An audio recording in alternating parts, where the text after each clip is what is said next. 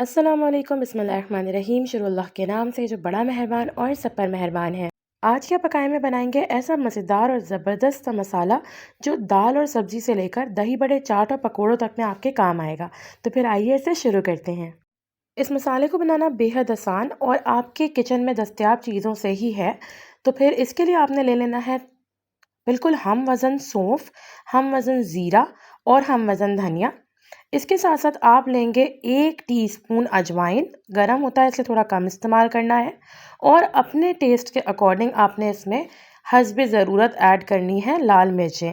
ज़्यादा तीखा पसंद करते हैं तो ज़्यादा ऐड कर लीजिए। मैं यहाँ पर तकरीबन 8 से 10 इस्तेमाल कर रही हूँ। इसको आपने ड्राई रोस्ट करना है। थोड़ा सा नमक आपने इसमें ऐड कर देना है ताकि जो भी मॉइस्चर इन तमाम तर खुश्क मसालों में है वो भी अच्छी तरह अब्जॉर्ब हो जाए। इसको इतना भूनना है कि कलर तब्दील हो जाए। मसाला बिल्कुल भी नहीं जलने देना है, बिल्कुल हल्के फ्लेम पर करना है। तवा गर्म होते ही फ्लेम आपने ऑफ कर देना है। देखिए मसाला कितना शानदार और ख़ूबसूरत सा भुन गया है, खुशबू आपको आने लग जाएगी। अब आपने इसको पीस लेना है। अच्छे से इसको ग्राइंड करेंगे, थोड़ा सा ये दानेदार रहेगा, उसी से जायका आता है।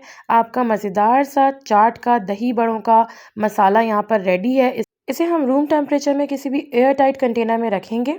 इसके टेस्ट को एनहांस करने के लिए मैंने एंड में इसमें ऐड किया है 1 टीस्पून हीप्ड काला नमक। वो इसके फ्लेवर्स को एनहांस करता है। साथ साथ जिस भी चीज़ में आप इसको ऐड करेंगे वो दूध हजम हो जाएगी, हाजमे वाली हो जाएगी। आप इसमें टाटरी या फिर खटाई पाउडर ऐड कर सकते हैं 1 टीस्पून, मगर मैं इसको ऑर्गेनिक रखूँगी इसलिए मैं इसके अंदर कोई टाटरी या खटाई पाउडर ऐड नहीं करती।